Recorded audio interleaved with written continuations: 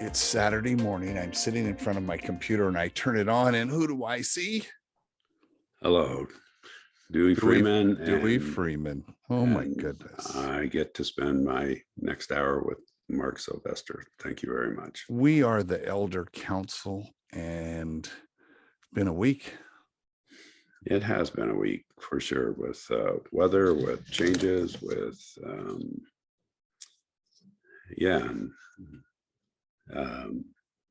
just want to share a little bit. And I'm actually not sure where this will go or where this needs to go.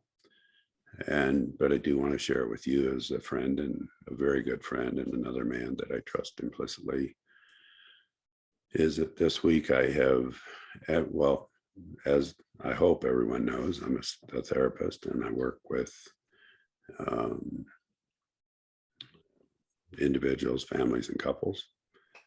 And this week I've had three contacts from people, either two of them are former clients. One of them is a partner of a current client, where there's just been intergenerational sexual abuse, literally 3 generations of actually 4 that has just been exposed. And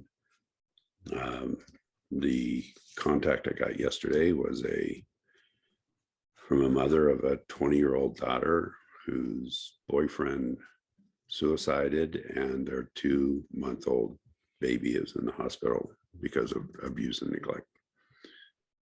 And I'm not 100% sure where to go with that this morning, other than that what I know is, there are men such as you, many of the men in the nation I know, Traver, Michael, that it's like, and even in my head, and I've done this for over 50 fucking years, it's like, what in God's name is somebody thinking when they're doing that? And it's, as a man and as a person and as a therapist, it's really affecting me a lot this morning. Not so much that I don't know what to do with it, not so much that I haven't seen it before, because I have. But it's like, the men I hang out with not only would not do that, they would do the opposite, which is being incredibly protective, incredibly making sure that everybody around them is safe. And so a couple of questions yeah, come to mind. Let's just go for it. One is, we've talked in the past about how you hold space for other therapists, and you train therapists, and you've been there. We've talked about that a few times. How you come in, you're the third responder to second, third responder. Right, exactly. That is accurate. Right. And so I have a few. One question is, what would you say to a therapist who came to you and said, man, my heart is heavy, this happened this week? What would you say to them? Wow, that's a great question. That's my job.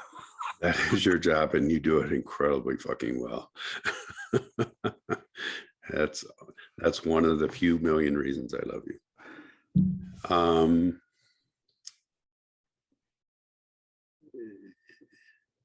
Literally, to be able to deal with this with other people, we need to, one, have our own hearts and souls clear around what we do, both as a therapist, but also as a man in the world. It's like, it's sort of like, the person who is saying, hey, you need to stop drinking, while they're, sipping on a margarita.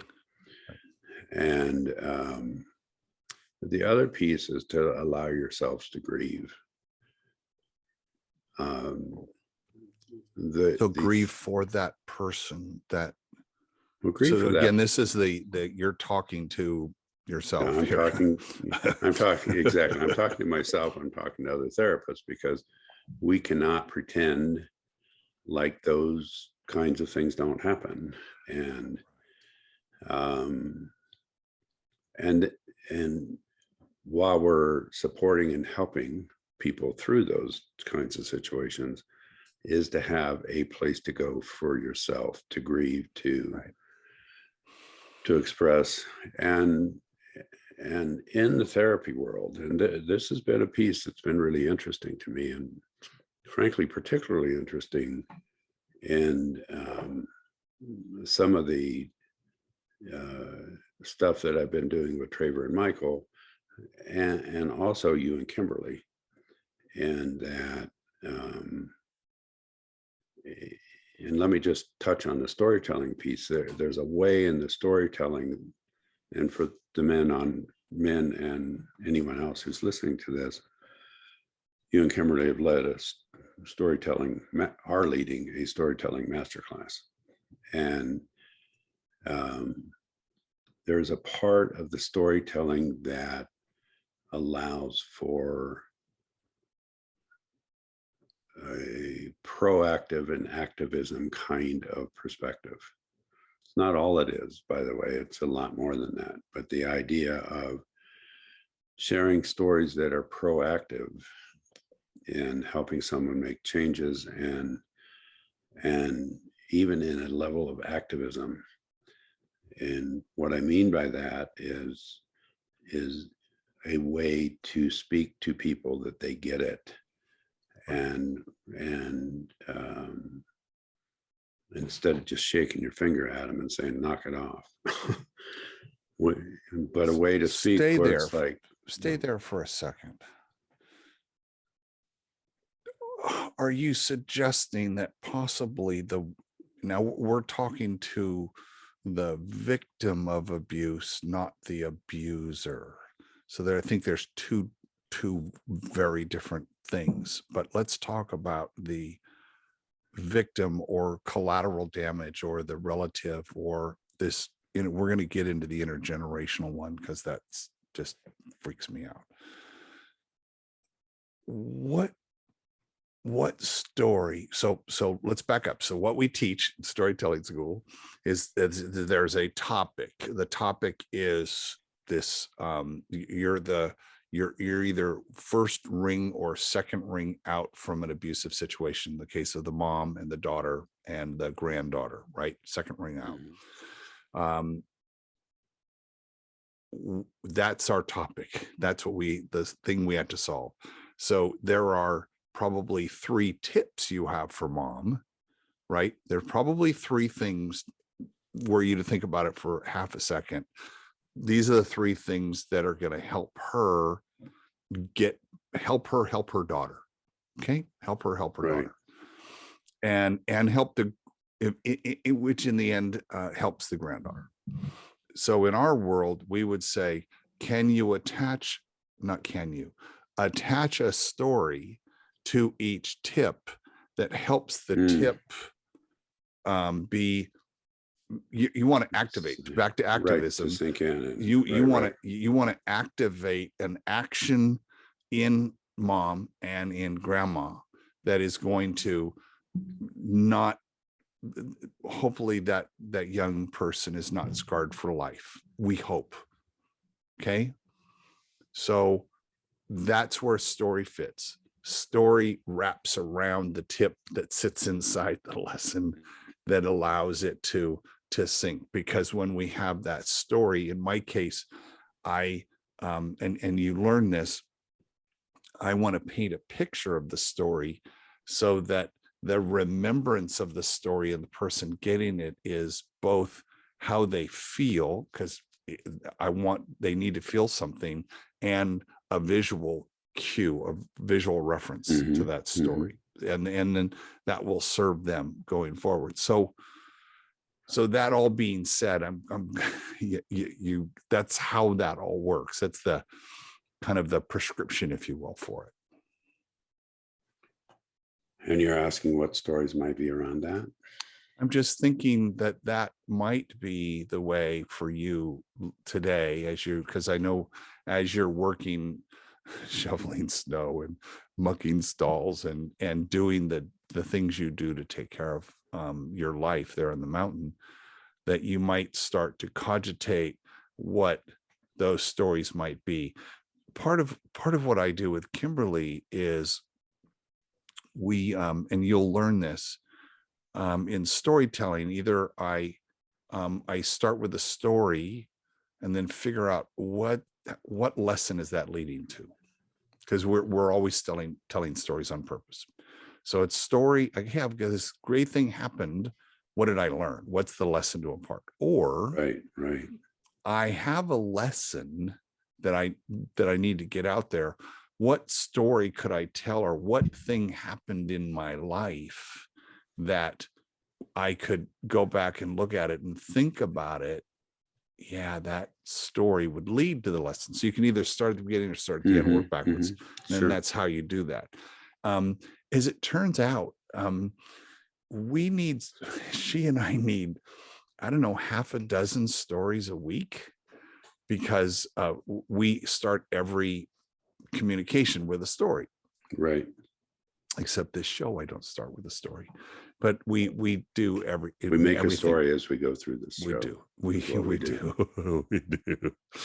So so I'm constantly, hey, what do you think? So we'll think about what's the lesson that needs to come across. We had a graduation this week with one of our classes, Hmm. and we said, what what's the lesson we want? And I said, well, we're graduating, so we're ending. Because yeah, and I said, but it's really the beginning of the next thing. Right. Where's a story? Think now. So that was the seed planted.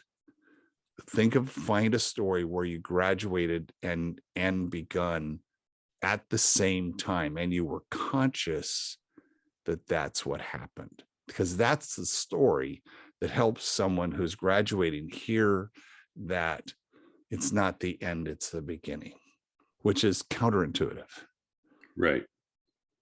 And that's what we Yeah. did. So that's what I would challenge, or not challenge you, but that's what I would No, no. suggest.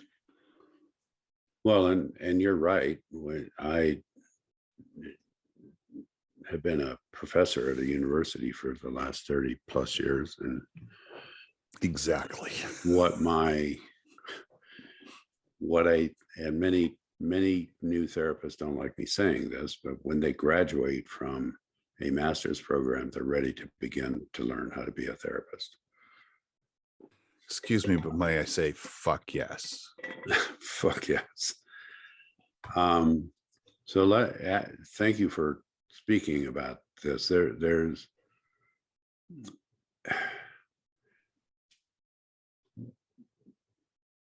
with every level of abuse that comes to me,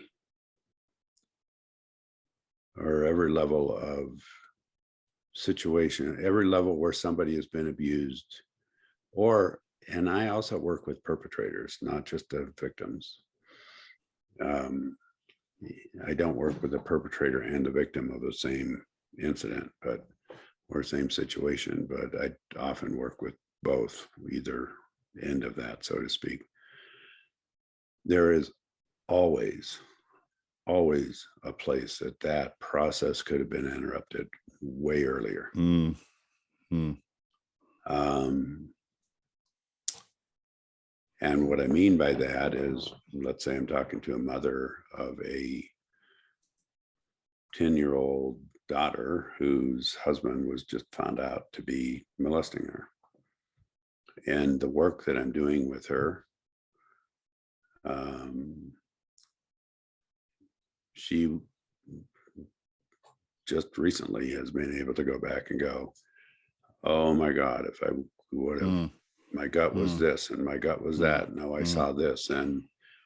And someplace she knew literally years before.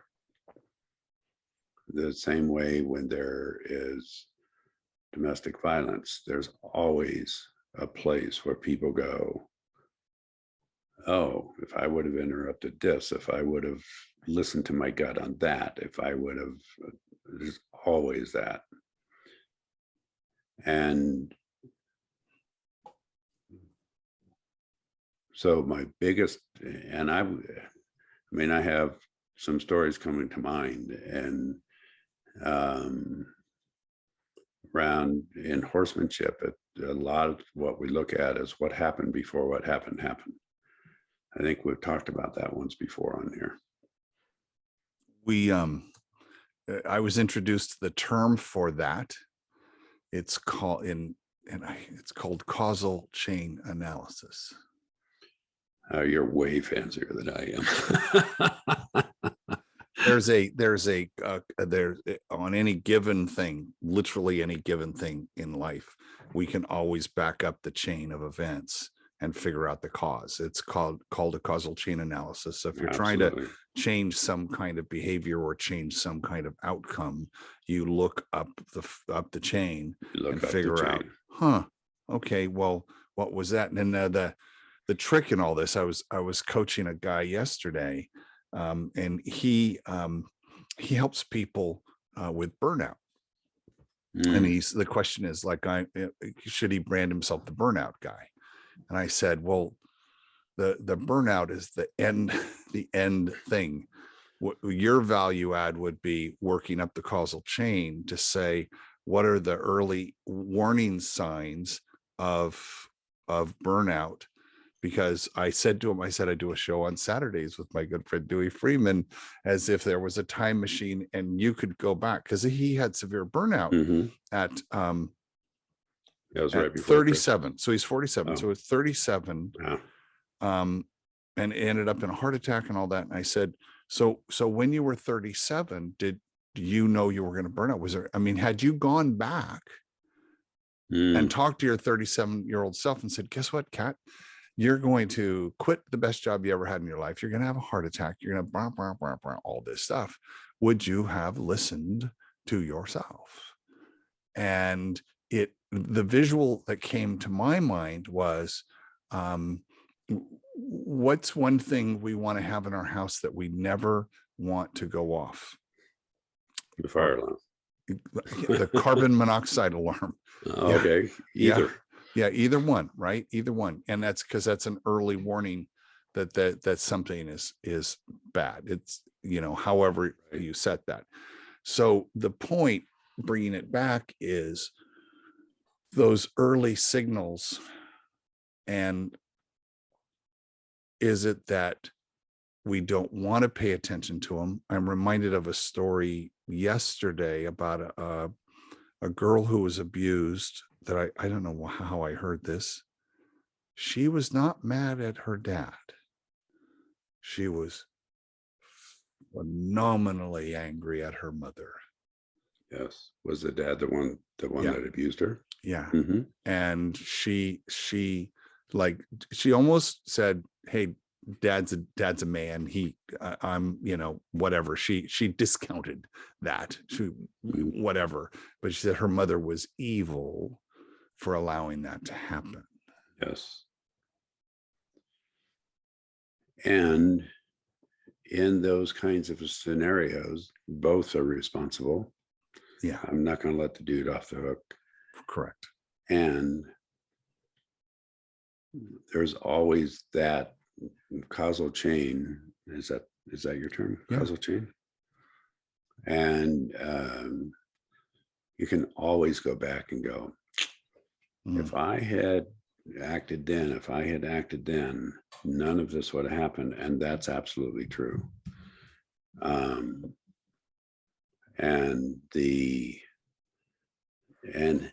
had somebody listened to themselves and believed themselves, so much would be different. So And actually, help me with this, Doc. I don't believe in regrets, and I don't believe in anxiety. I don't believe in worrying about the past or worrying about the future. that got beat out of me my first divorce, because I learned that there was literally nothing I could do about the past. So in my case, how do you have that person not feel, the mom in this case, who is complicit to some degree or not? Mhm.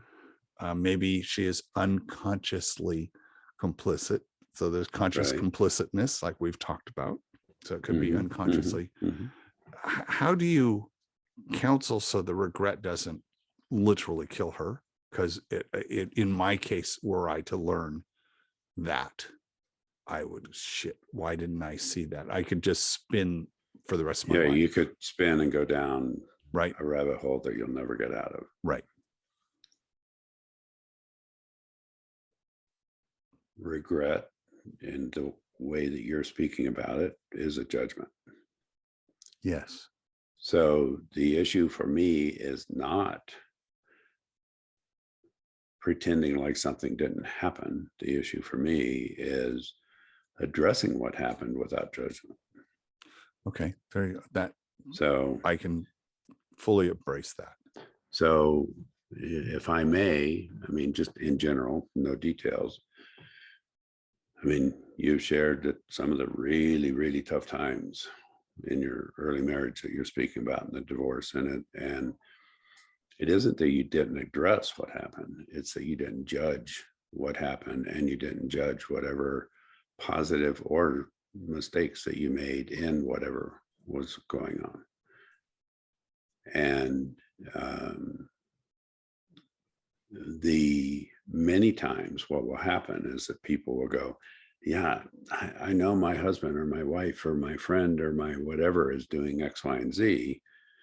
And the reason that they don't listen to their gut is because they're already prejudging what might happen if they do say something or do act on something. But the biggest piece around both, I mean, you mentioned that you don't believe in anxiety, but you also don't believe I in don't what, worry about the future. yeah. And again, interestingly enough, is worrying about the future is a way to judge. No, it's the same coin just turned over. Right. And And you're exactly. suggesting it's a judgment coin. The coin is called judgment. Right. It doesn't mean that, well, you and I, um, before we started recording, I mean, I'm coming to Santa Barbara on Thursday. I shared with you the weather here is supposed to be horrible. Snow, the high on Tuesday or Wednesday is supposed to be 5 degrees. And my statement was, I may have to be dealing with that. That's different than going, oh my God, I hope that okay, what's going to happen? And it's like, it's so I am on one level looking to the future. I'm also not judging what's going to happen or Correct. not happen. Right. It's like, yeah, that I might have to deal with that. And actually, one of the things I said to Kimberly was, because she's going, yeah, that might be heavy duty. And I said, I don't know exactly what I'll do, but I know that I will not leave you in the lurch without help if you need help. All that means to me is that, if we get a foot of snow and I can get it plowed before I fly out of here, then I fly out of here. Yeah. But it's not something that I'm going to sit and worry about, because I don't Oh, know what's going to happen. which is what about being present and being right here. I want to change a little bit in the sense that this subject came up this morning, and I first applaud your ability to hold space for both people in this case, both a mom, a dad, and I'm sure an abused person, Mm-hmm. and be able to not fall apart. I mean, that's why you've been doing this for as many years as you have. Me, on the other hand, no. I'm got that I'm seeing I have a judgment issue to deal with, because I'd be, fuck Mm-hmm. you, dude. what the fuck? What is it that in your brain says it's okay to do that? Where, in what universe are you existing in where that impulse control does not exist in you? And you can do that knowing full fucking well what you're doing. And how do you live with yourself? That one, I'm right now, it brings deep, deep sadness to me. Well, here's the interesting part with that is I feel that too. And then what my process has to be is not judging myself for feeling that, Hmm. Hmm. which then allows me to move into the present and go, okay, this is what we're working with. Because in my, You have to get clinical. well, I have to get clinical and I have to get real. Um, and and it's like, yeah, I mean, even on a clinical level, I mean, I can go back and go, yeah, there's abuse and there's this and that. I can explain it all. But that doesn't take away from the fact that it happened, and it doesn't take away from the fact that somebody got injured or maybe died. And it doesn't erase the emotional impact and the emotional dynamic on everybody involved, including you. Including me, because if I walk in and I go, yeah, I don't feel that at all. I'm above that. I mean, that's total bullshit. And I would be lying to myself. One of the biggest pieces of this is a really interesting piece is the concept of congruence is, and I'll just give an example and hopefully in April in Austin, we'll be working with this with a number of men. Horses, everyone around horses goes, you have to be soft and you have to be really quiet. You can't scare them. And yeah, don't walk behind them. And that's actually not true at all. What scares horses is that when we're incongruent. Hmm. If I walk up to a horse and I'm like terrified inside, but I pretend like I'm not, that's scary to them. If I walk up to a horse and I'm terrified inside and I go, you're scaring, I think I'm going to die standing next to you. They go, oh, okay, you're congruent. Hmm. And that's the piece around, what you're asking is what happens for me as a clinician and what it's like, yeah, I go, all of the feelings, it's like, what the fuck do you think you're doing? Or how could you have done that? And then there's another part of me that goes, got it. And if I judge myself for asking those questions, then that's when I get incongruent. Or I can go, I don't really get how people can do this. And no matter what has happened, whomever has done what, the way out is through relationship. And that's the only way out. And so if I'm sitting there judging anybody, I'm not able to be in relationship with them. So therefore, there's no way out for them or me. And we've talked about this. We've talked about we're on show number 37, my friend. And we've talked about relationship and creating space and holding space and doing all of those things. And that is just so you know, actually listen to this show. Me too. I've learned from the show um, at every interaction, I'm looking at it relationally. Exactly. Every I may be a little obsessed with it right now because it's very, very much front of mind for me that Mhm. in any situation, the reason I'm there and what I'm doing is just the stuff. It's whatever, it's the stuff. What's really important is the emotional connection I have with the person. And Absolutely. if there is an emotional connection, find a way to create one or create a space for one to happen, or actually ask a question, how are you feeling right now? Exactly. Just to create a space for them to go, oh, Mhm. it's okay for me to be emotional right now. That's a You bet. positive. That's not, it's positive. I want to go back when you said intergenerational sexual abuse and how this had happened 3, possibly 4 generations. I'm going to, I mean, I'd never heard of such a thing. However, we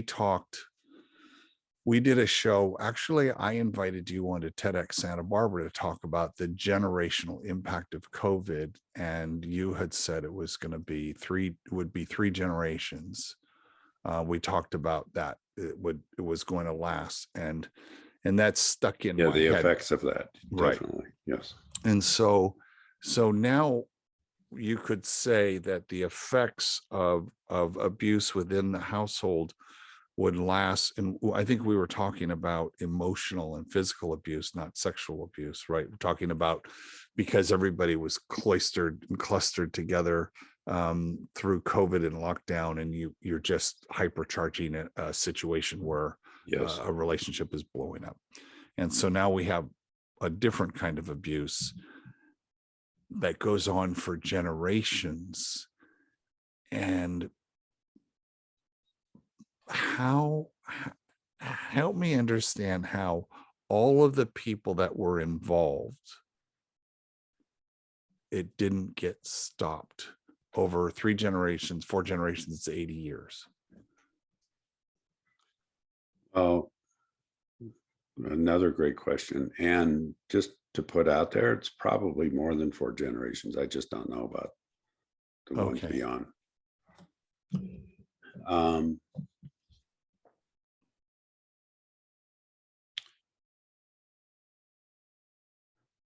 there are 2 levels that intergenerational. Well, actually, let me say it in a bigger way. I was going to say intergenerational trauma because there's a lot of work and talk out there, right, in the both coaching and therapeutic world about trauma. But it's not just trauma; it's sort of intergenerational anything, and it can be both positive and negative. That's a really important piece to put out here. Is if there are really positive things that happen in from our literally great grandparents or great great grandparents, and that can be passed down too. Um, so I do want to put that out there because there's so much talk about trauma and abuse and horrible things being passed down, and it's true. But that's not all that gets passed down. When we have really positive things happening and really positive messages being passed down, it that can happen too. And people really need to know that. There are 2 things, and there's more than 2, but for this podcast, I'm going to talk about 2. One is they're called interjects, which are messages that get passed down. And messages, the interjects are those kind of messages. Sometimes other people would, in the past, would maybe call them tapes. And you'll hear that a lot. It's like what tapes you're playing from your parents, or what tapes are playing, those kind of things. But there's 4 ways that, We go call ahead. them the stories we tell, The stories we tell. the Exactly. stories we're told. the stories we tell ourselves. I love that frame, because then it can, yeah. And as we've been talking, just so that you know, I've had like 4 stories running through my head. It's Good. like, Right. Make sure you write them yeah, down today. So the yeah, interjects, you said there was 4 things around there's 4, interjects. the spoken ones. So in this case, the spoken stories, the unspoken stories, the secret stories, and the somatic stories. Now, I'm going to call our listener who's been paying attention for 37 episodes that we talked about the 4 rules, the spoken Right. rules, the written rules, the unwritten rules, and the somatic rules Yeah, that we learned. And so these have come back. Yeah, there's an integration of all of this Yeah. work. And so those get passed down. The other thing, and this is out of, just so everybody knows, if you'd really like to dive into this, there's a researcher named Bruce Lipton, Lipton, like Lipton soup. And Bruce is pretty out there, but he's pretty amazing. The other person to really listen to at some point would be Wade Davis. Those are 2 amazing people. But Bruce Lipton's research, and other people's now, but Bruce was one of the pioneers, is that depending on those 4 stories, different genetic patterns get opened or not opened in utero and early on in our lives. Wow. Wow. So it's not just oh, my grandfather said this and my grandmother said that, and therefore my father, and it's like different genetic doors get opened, and different genetic doors get closed around those different stories, and particularly the somatic ones. So let me see if I got this right. Go for it. So we've heard of nature versus nurture. So I am the way I am because of my DNA, or I am the way I am because of the situation I grew up in. I'm born with a personality, and there are some things I can change and can't change, et cetera, et cetera. We understand that. Right. What I got from you was that I could interject a story into my grandson, a positive story about how to deal with things. By the way, I'm hyper conscious of interjects with my grandson. Yeah, and it's actually introjects. Intro. Yeah. Intro. And so you introduce that. That's a way to put it. Yeah. And so, and I know that I know the power of memory. And so I'm so conscious of what I say, but I'm still very present with him. But I know that it could be very well true that he will say to his grandson, Pops told me, and he'll say something. Right. So I know that. Now, what I'm hearing you say, though, is that flips a bit in his body that gets passed through his DNA to his kids. Yes. Fuck. Wow. So yes, Wow. And genetically, we have our DNA, and then within our DNA are hundreds of thousands of genes. And actually, I don't know if it's hundreds of thousands. I'd have to go back, but in the Genome Project, are you familiar with the Genome Project? It was presented at TED many years ago. Yeah. And I'm trying to, well, I'm not going to say it because I don't know. It doesn't matter. The accuracy. It's a number, but there's a lot. A huge, it's a lot. Thousands upon thousands of genes. Yeah. Many of the studies, and I'll start with being in utero, is, let's say mom and dad, having babies, and all through the mom's pregnancy, the couple is arguing Hmm. and screaming. And actually, if you want to look, and Bruce Lipton did some of this research of ultrasounds of babies when parents are arguing, and the babies are jumping, and yeah, it's like crazy stuff. But that level of argument, for instance, will actually trigger certain genetic responses. If there's music playing and the parents Which we've heard, right? Which we've yes, heard.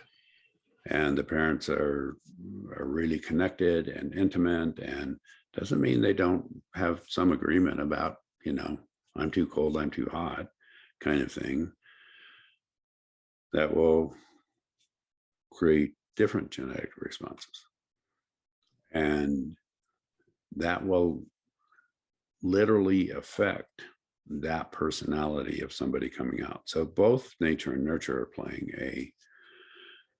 a role. But the way that I put it is that relationship is what plays the role, because relationship is both nature and nurture together. And the relationship between the parents will either trigger certain genetic patterns to turn on or turn off. Which, let me just throw in one more thing, which will actually, and these studies have been done not on humans, but unfortunately they've been done on rats. But it will trigger different levels of brain development, and which levels of our brains will develop more or less. If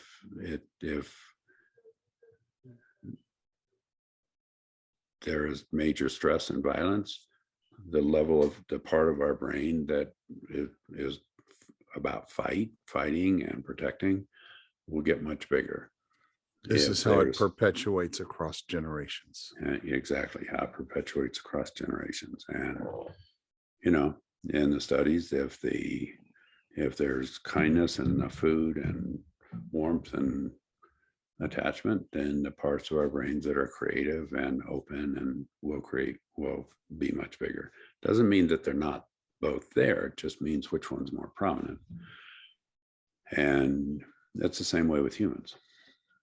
And so, yes, so it's both messages, but it's also genetics, and both of those get intertwined, but both of those are affected by relationship.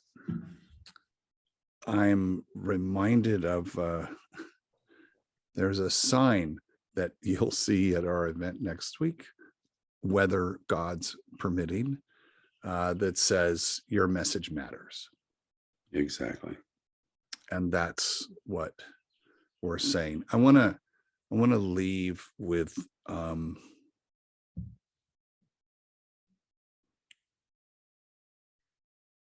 the person who's listening right now. In my case, I said I have no direct or indirect contact with this topic, this subject. As a father, as a man, as a human, I'm rife with judgment. So I'll sit with that and I'll figure that out. However, but you have this in your bones. Just you do, and I'm saying that for a number of reasons. One, because it's true. The other is, I don't want other men on this that listen to this going, I don't know anything, because that's just not true. You have it in your bones. You know this.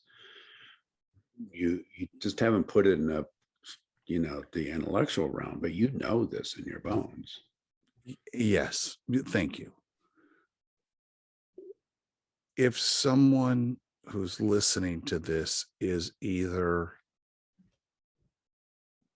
directly a party in one way or the other, or is one or two rings out from this and it has affected them,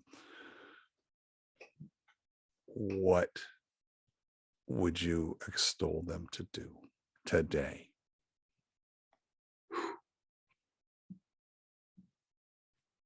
Find somebody to talk to, Okay. Okay. whether it be a therapist, a minister, a coach, and either like a life coach or a basketball coach if you play basketball. Find somebody to talk to. Find somebody to be completely honest with. Mr. Freeman, I hope we helped somebody today. I do too. I do too.